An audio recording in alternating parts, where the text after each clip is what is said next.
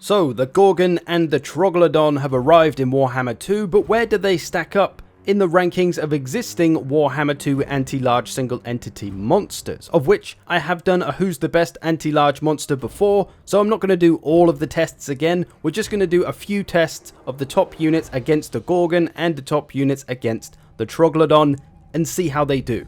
So let's kick it off with the Beastmen's big boy, the Gorgon. Overall, he's a really nice addition to the Beastmen roster as they lacked any fast-moving single entities. They had the Giant and the Cygor, but those two weren't much good against other monsters, which is what this big fella is for. He's anti-large. We're going to test him first of all against another big boy, the Dragon Ogre Shaggoth. And both of these two cost the same at 2,000 funds, so this should be a relatively even fight, but somebody's got to win, so let's see who it is. Both coming out fairly strong with their opening attacks, their charge. Nice hit from the Gorgon there, evening out this first fight, both about the same health lost. Same here as well, so pretty even so far. This third fight though, looking like the Gorgon, whoa, is doing a fair bit better in this one. Gorgon leading the way with that fight. This one also looking kind of even, about the same amount of health lost. And the Gorgon, despite his lack of armor and melee defense at only 50 armor and 34 melee defense, he does have regeneration while he's in melee. So all this time he's fighting, he is going to be getting some health back. It is 8 points as well, so it's pretty hefty. But whether that's going to make up for his lack of armor, we shall see. And the Dragon Ogre Shaggoth is one of the best kind of base game anti-large monsters.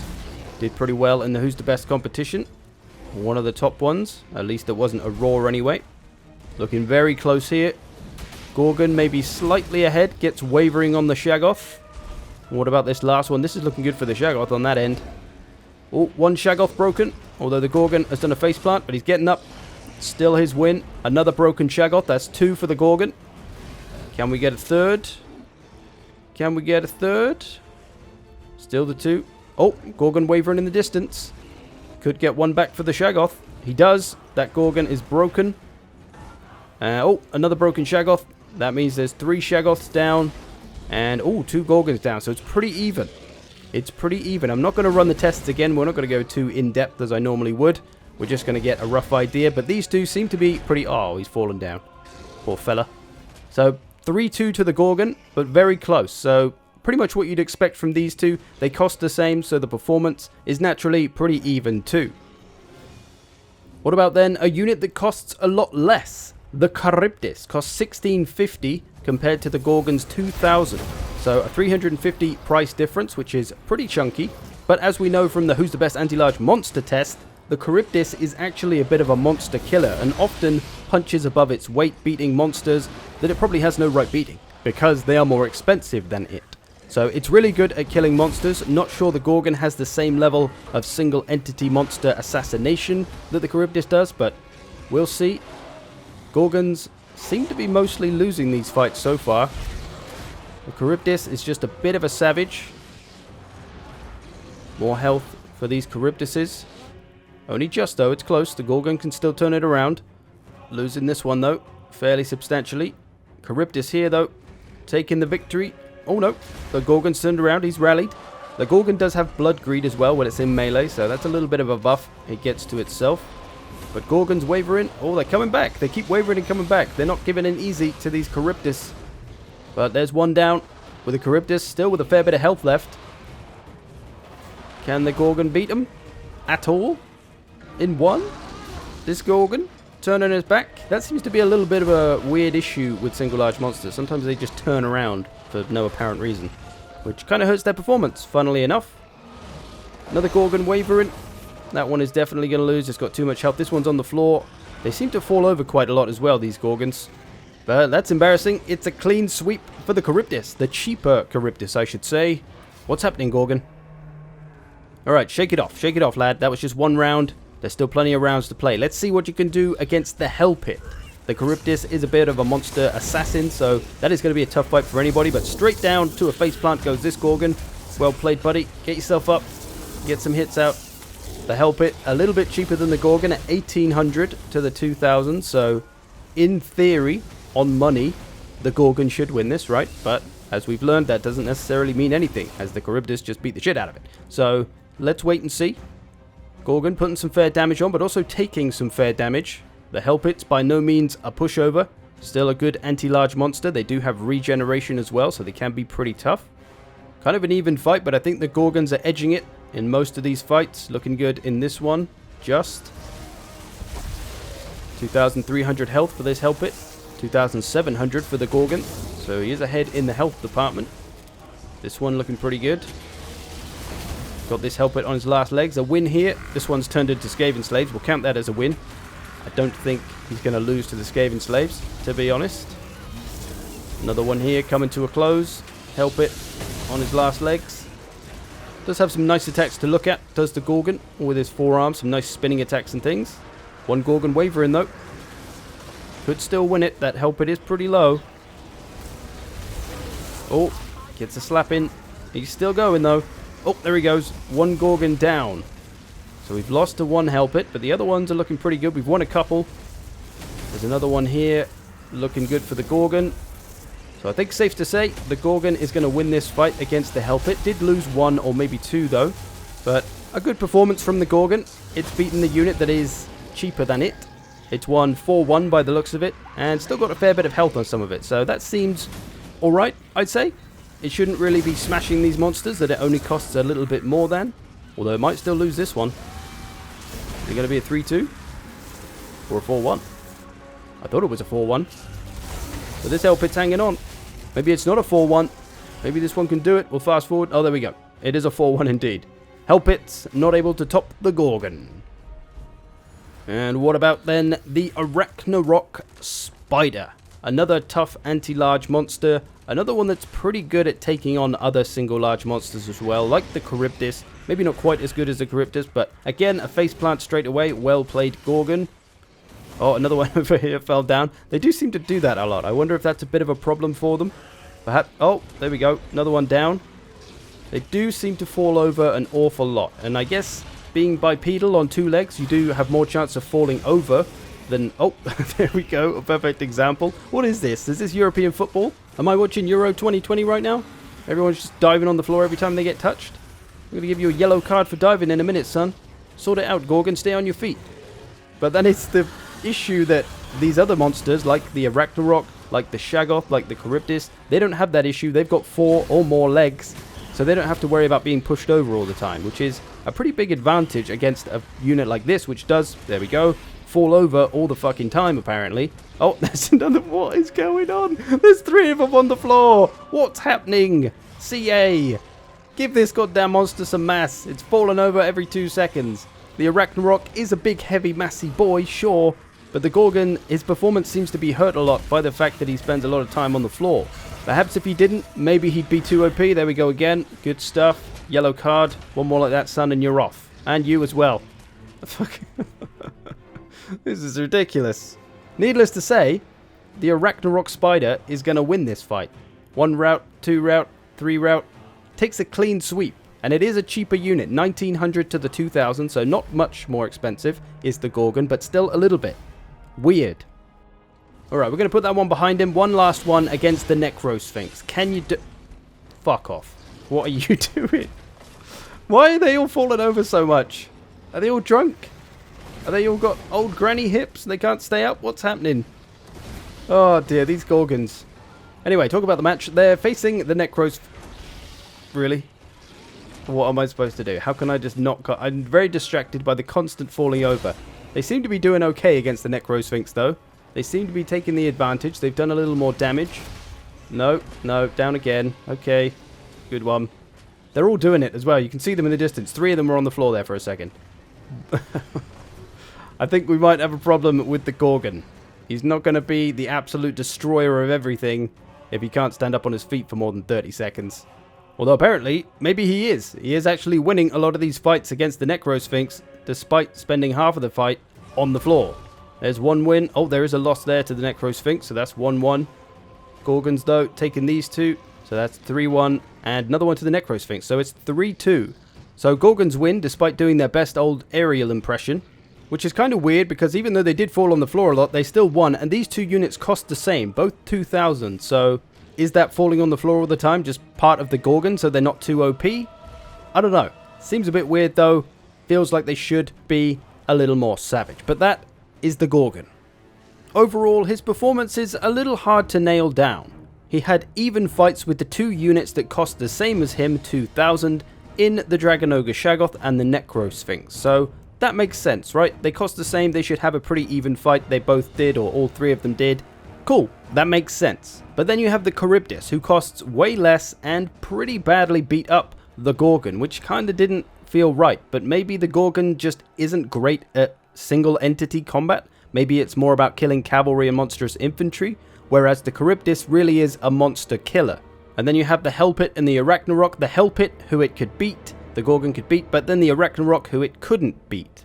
So, a little weird. I'm not quite sure yet where to recommend to try and use the Gorgon. Should you use him to try and kill other single entity monsters? Should you send him after cavalry, after monstrous infantry? Maybe he's better against other single large monsters that aren't anti-large, as he is anti-large, so he has that advantage there. Not sure.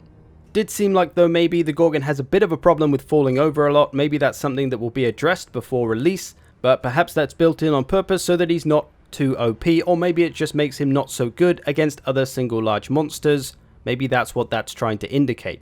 But let's move on now to the Troglodon for the Lizardmen. So the blind Troglodon, first of all, we're going to test him out against the Dragon Ogre Shaggoth. So probably the biggest challenge first. But there is a few things to say about the Troglodon before we do any of this really, and that is that his missile attack is anti-large, but his melee attacks aren't, so this really isn't a good kind of competition to be testing him in against other anti-large monsters. So he naturally is going to struggle and is taking a pretty big pounding from the Dragon Ogre Shaggoth so far. I didn't get the best charges for the Troglodon in this one, so that has hurt their performance a little bit, but honestly, I don't think it's going to make much of a difference because as you can see, the Troglodon really isn't doing much to the Shaggoth anyway. I don't think the 13 extra seconds would have saved them here. They are going to get pretty badly beaten up in melee. Didn't really do a lot of damage to the Shaggoth. Their melee attack isn't fantastic at only 39, so they don't do well at hitting things in melee too much unless they get their charge bonus often, which again doesn't really work in this test. So they're going to get absolutely smashed against one of the best anti-large monsters, but that's because this really isn't their kind of fight. But now you know at least not to try and take out Shaggoths with your Troglodon. Let's try another. The Hellpit Abomination. A little bit less expensive, only 100 more expensive than the Troglodon. But I am allowing the Troglodon to use his ranged attacks before the enemy arrives to him. He usually gets 1 or 2 shots off, which does a little bit of damage. Coming in on the charge with the Hellpit. Doing a good bit of damage on the charge actually.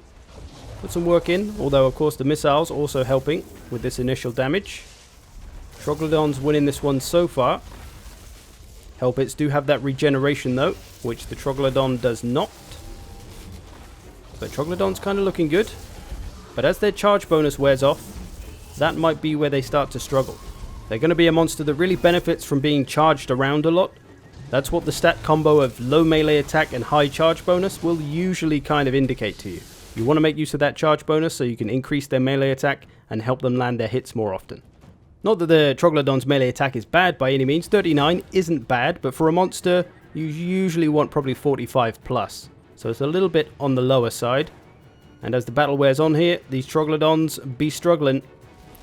This one's probably going to lose. This has got a lot of health left, this Hellpit. As does this one. Although the Troglodon's not too bad. One Troglodon lost in the background. Hellpit's looking... Oh, maybe over here. Troglodon's still got a lot of health. Maybe this one can turn it around. It is feral though, so low leadership as well on the Troglodon. That also makes it hard to outlast some of these units, especially regenerating ones. And unfortunately for the Troglodon, not going to do it against the Hellpit either. Although maybe it can get one back. Maybe the one. It's pretty even actually. Oh, there we go. The leadership fails. That might just be the army losses that lost him that actually. But fair to say, they weren't beating the Hellpit anyway. Let's try the Necro Sphinx, although the Necro Sphinx, one of the more expensive monsters again, 2,000 to the 1,700 of the Troglodon. This is probably only going to go one way. These Necro Sphinxes not messing around.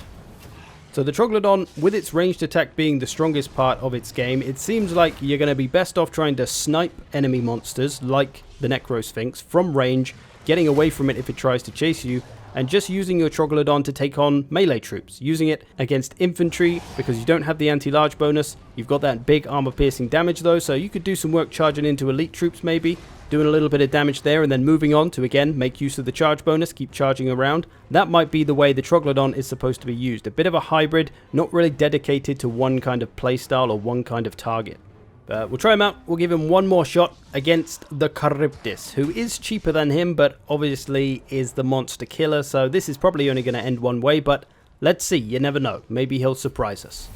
But while the Troglodon may not be able to beat these units in melee, they are actually faster than pretty much all of them. They have 75 speed, which is pretty damn fast for a large monster. The Charybdis here only has 40. I think the Shaggoth is 65. The Helpit's 50. So it can outrun all of these monsters. So if they do come after it, it can simply get out of there. And that could even allow it to kite them, run away, shoot them a little bit. When they chase after him, he runs away again, shoots them a little bit. He can use his speed to outplay them that way. So that might be more of the idea here with the Troglodon. So I decided to give it a test. I did a 1v1 with a Charybdis and I simply skirmished him. I shot him a little bit and then outran him. As you can see, taking some shots, going to get away from him. Take another shot. Run away. He's never going to catch me. He's only got 40 speed. He's nowhere near fast enough to catch up with this Troglodon. And this is actually incredibly effective. Going to nearly get a hold of me there. Going to get away. Just skirmishing the monster. So the Troglodon might actually be the first skirmish monster who benefits from running away, shooting, running away, shooting. Seems to work against this Charybdis. We're wearing him down pretty well and there's very little he can do about it.